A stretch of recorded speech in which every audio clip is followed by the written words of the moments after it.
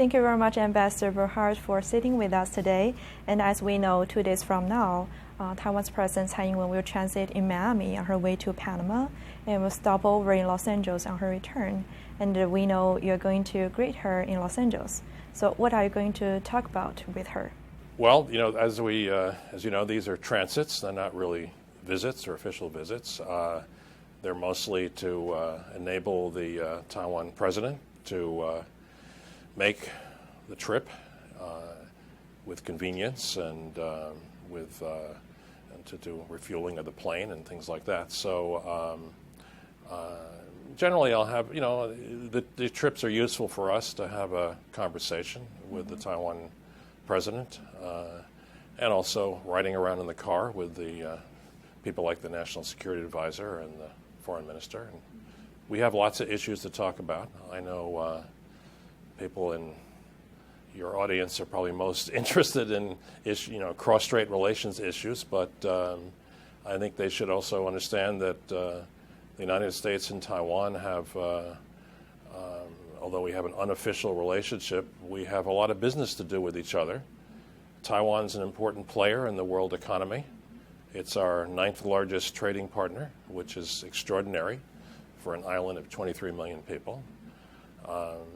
We have more trade with Taiwan than we do with Italy or Brazil or India or other places that are enormously larger countries. Lots of American investment in Taiwan, lots of Taiwan investment in the United States. We have lots of trade and investment issues to talk about. We cooperate on a lot of things around the world. Public health issues, helping refugees in the Middle East. So we have lots of things to talk about that may not necessarily have anything to do with China. Yes, so. But among all those issues, in your opinion, what are the most urgent ones that need to reach mutual understanding between Taiwan and the United States at this very moment? I think we don't necessarily have any urgent issues right away. We have lots of as in any relationship, there are issues that in many cases go on from year to year, and you make progress on them, and you hopefully keep moving them forward. So that's all I'll say about that. Okay. Yeah. And on May 20th, President Tsai Ing-wen was sworn in, and you were a member of U.S. delegation to Tsai Ing-wen's Yes. inauguration. So what did you do in Taiwan? Well, that was a great honor to be part of that delegation, and we had a strong delegation, and we had led by our former U.S. Trade Representative, Ron Kirk, and by our former Deputy Secretary of State and Director of National Intelligence, John Negroponte. So, trade relations, security relations are sort of two key aspects of any relationship, and so we had very senior former figures from both sides. The day on President Ma Ying-jeou's last day in office, we met with him, and we complimented President Ma on the great improvement in U.S.-Taiwan relations over the 8 years of his term. We also very much complimented President Ma on the progress that he had made in stabilizing cross-strait relations.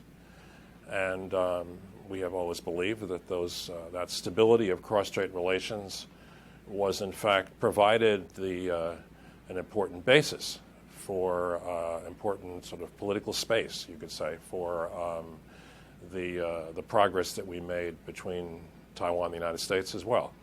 So that was a very cordial meeting, one of his last official meetings. We then, that very same day, the day before the inauguration, President Tsai invited our delegation of 5 to her private residence for a meeting that went on for 2.5 hours. And I would say that very kind gesture very much, I think, sort of symbolized the importance that U.S.-Taiwan ties have. And then we attended the inaugural activities on the 20th. Mm-hmm. And in her inaugural speech, President Tsai Ing-wen did not explicitly recognize the so-called 1992 consensus, nor the one China policy. Neither did she deny it. So many are saying Tsai Ing-wen was deliberately muddying the waters. Do you agree? I think that she showed a fair amount of flexibility in what she said. If you compare her remarks with the earlier remarks she made here in Washington, she took a few steps forward. I think, this is an issue in which flexibility, creativity are important, I think, have always been important, not just now, but have always been important for both sides of the strait. And frankly, a certain amount of ambiguity has always been important for both sides of the strait. There was a lot of ambiguity in the understandings reached between the Ma administration and China as well, and probably a lot of muddy waters there too. Do you expect the way she handles cross-strait affairs, the tone she talks about sensitive topics will change in the future as a president?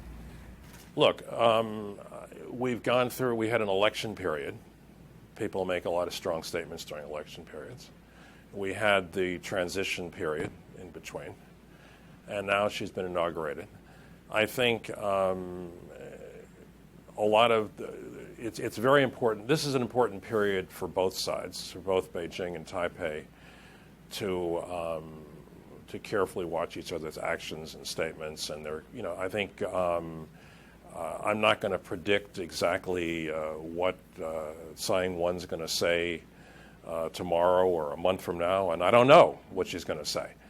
But I think that it's very important for both Beijing and Taipei to keep open minds, and very important to maintain communication. Communication, one of the things that we, the United States, prized very much after Ma Ying-jeou took office was the restoration of regular communication across the strait. That's very important if the two sides have that are talking to each other, if they have that communication, that means that miscommunication, misunderstanding, miscalculation can all be avoided. And the lack of that communication was something that sometimes made us nervous during the Chen Shui-bian period. Yes. So that's why it's important to not lose that. And so I hope that Beijing also understands that and wants to continue communicating. Because if communication nothing's going to be fixed without continued communication, and nothing's going to continue without it. Yes, that is what I'm going to ask. So recently, as you've just mentioned, we've noticed the talks across strait has been suspended. And obviously, after Tsai Ing-wen took office, the cross-strait relationship is not as warm as it was under the Ma Ying-jeou's administration. So are you worrying the cross-strait relationship will return to the tough period under the Chen Shui-bian's administration? I think it's unfortunate that Beijing decided to discontinue or to suspend the talks. As I said, communication is important.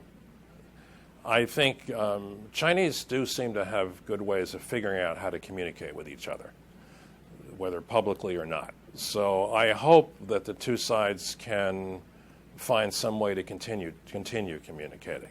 I think that's very important.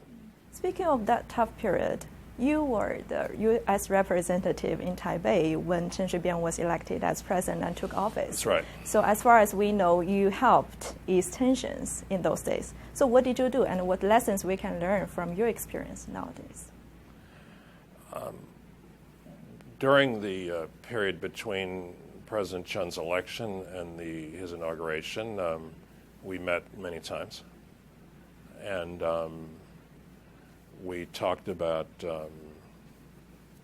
how he was going to deal with the mainland. We talked about other issues. I don't know if it helped, but I think I had just come from Shanghai. And so in Shanghai, I had a very good relationship with Wang Daohan.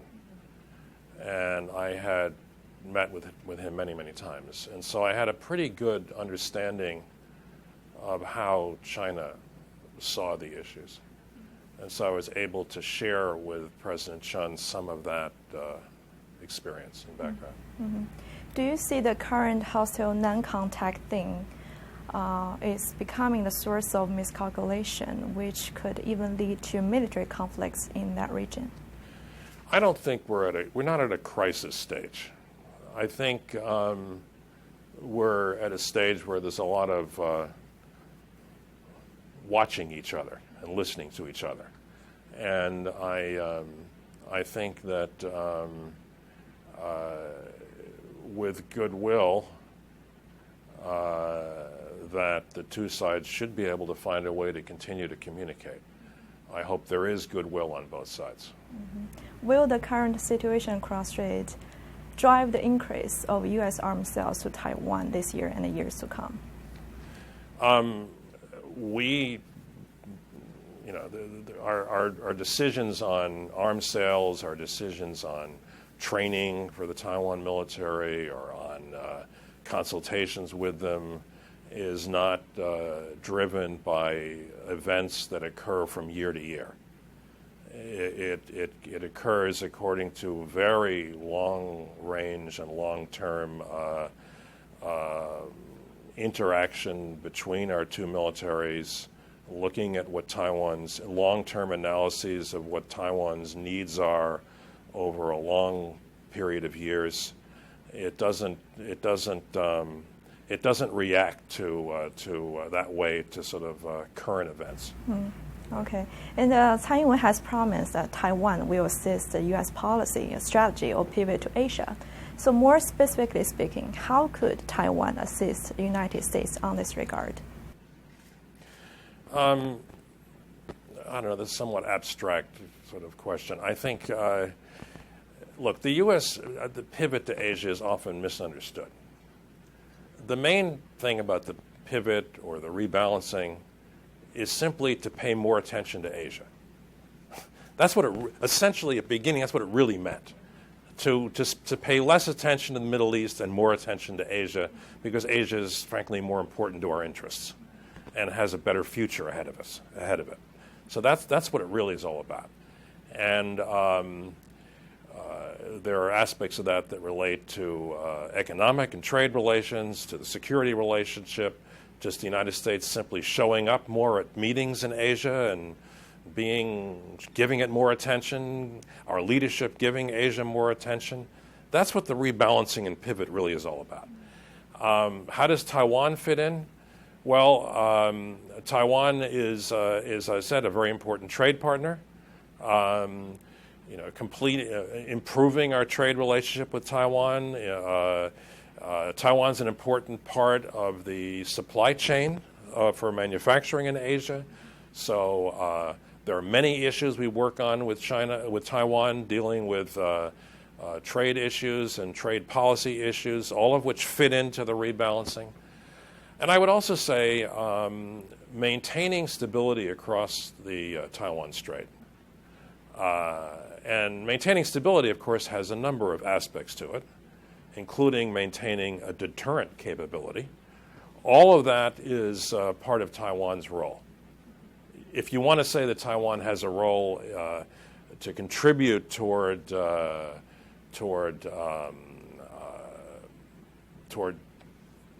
our, well, not toward the, contribute toward our overall goal, which is a stable and productive and prosperous Asia-Pacific region, I would say that part of Taiwan's role is to keep the strait peaceful. Mm-hmm. And also, we've seen there is a rising tension on South China Sea. Mm-hmm. And on this issue, Taiwan, China, and the United States are all stakeholders. So from the U.S. perspective, what kind of role should Taiwan play on this matter? Look, we don't have any sort of specific request of Taiwan. We look toward all parties involved to resolve this issue in a peaceful way, to avoid actions which exacerbate tensions, to be clear about what their claims are and what they're not. All of those are things which are contributions which any of the parties could make, including Taiwan. Mm-hmm. And when we think about the U.S. policy on Taiwan, we have to take into consideration that the United States is undergoing presidential election right now. So how could the domestic political climate impact the U.S. policy on Taiwan? And do you foresee any significant change of U.S. Taiwan policy under either Hillary administration or Donald Trump administration? One of the things that's been quite remarkable, is that U.S. not just policy toward Taiwan, but U.S. Asia policy in general, has been one of the most strongly bipartisan aspects of U.S. policy, either domestic or foreign. It has very little variation from Democratic to Republican administrations. I would say, slight little shifts of emphasis, but overall there's great continuity. And you even see that among personnel sometimes in the administration. So I would be very surprised if there were any significant changes in U.S. Asia policy or in U.S. policy regarding Taiwan, regardless of who wins the presidency in November. Mm-hmm. And then you have a long history of involvement with Taiwan, and you've worked with the DPP administration and the KMT administration. Right. So does it feel different when deal with the different two parties? Not really. I mean, we talk about the same issues and the same things. The different personalities, different people, different emphases. The KMT, particularly under Ma Ying-jeou,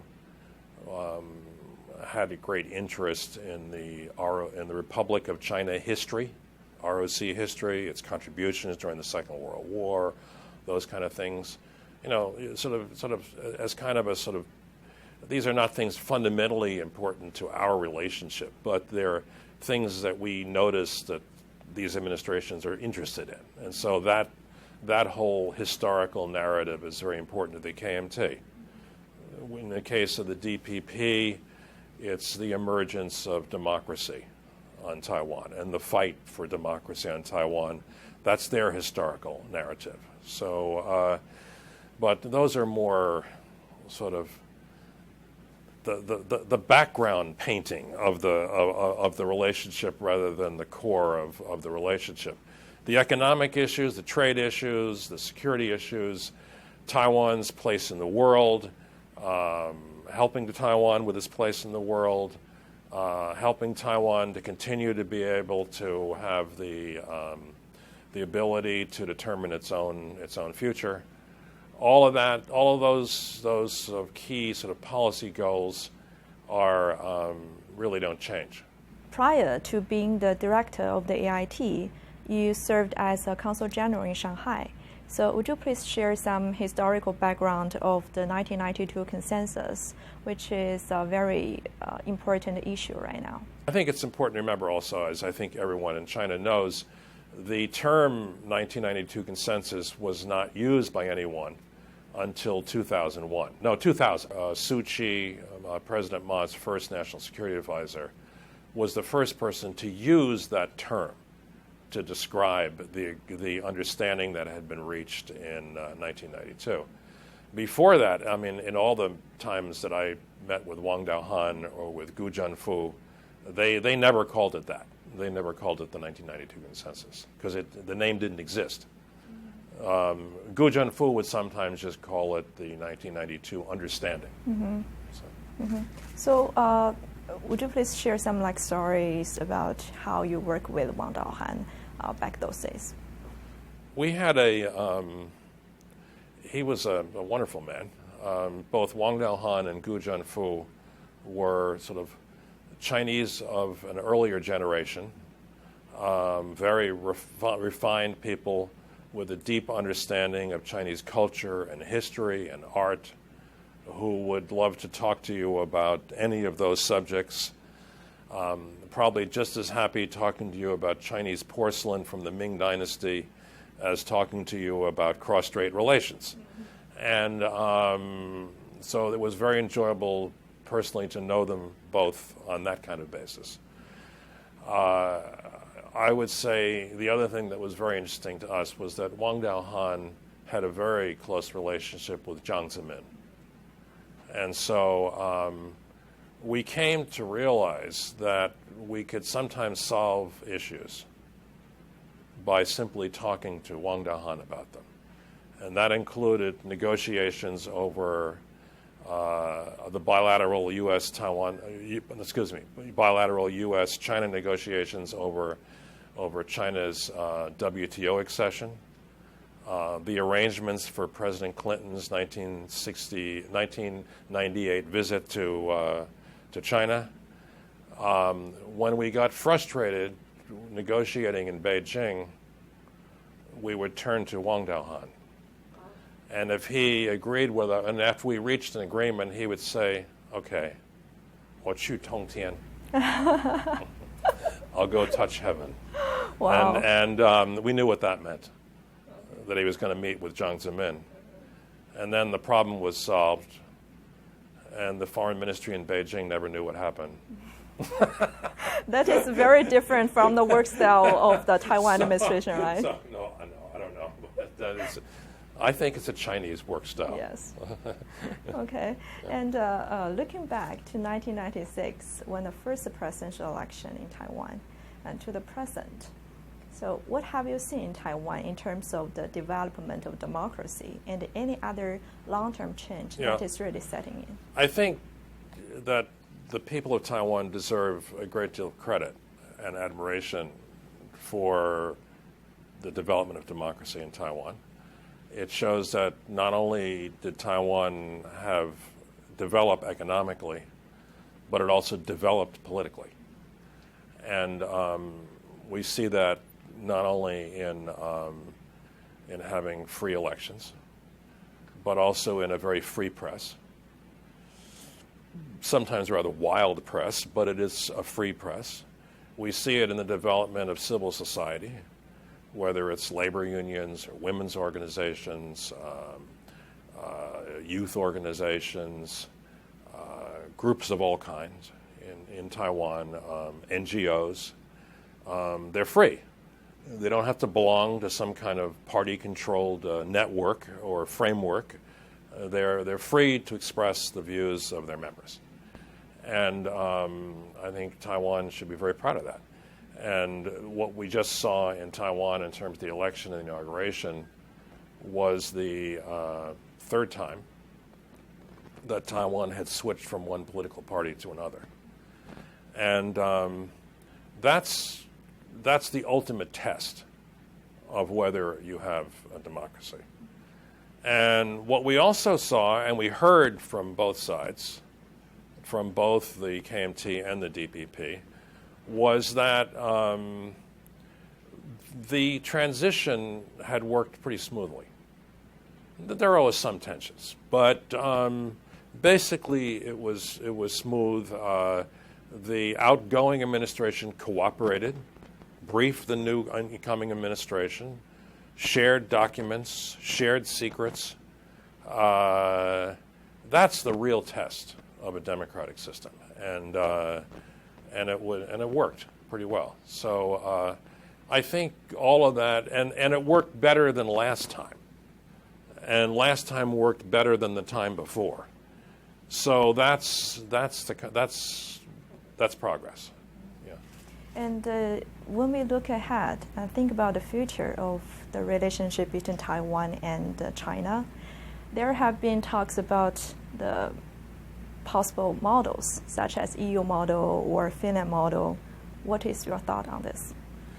I remember my former boss, Winston Lord, who was ambassador in Beijing when I was there, said that Americans are not smart enough to be able to figure out how the Chinese on the two sides of the strait should work out the relationship with each other. I think that wisdom still applies. I think that, we made a commitment to Taiwan in 1982. We made several commitments, but among them was that we would not try to mediate, and we would not pressure Taiwan in any way on negotiation with the mainland. And I think those were good commitments. I think those were commitments that probably Beijing wouldn't have any argument with. I think we need to.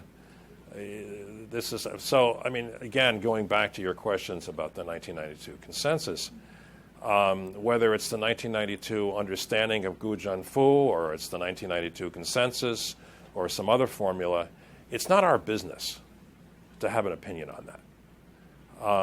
The formula that the two sides use in order to be able to have talks, that's something that they have to figure out.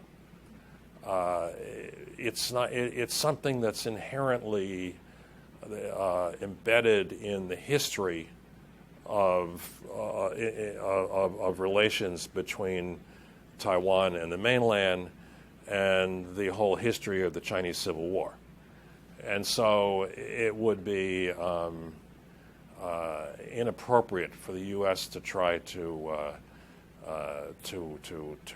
get involved in that negotiation process, or to have an opinion about one formula or another. Okay, thank you very much, Ambassador. Pleasure Right. talking to you. Yeah. Thank you.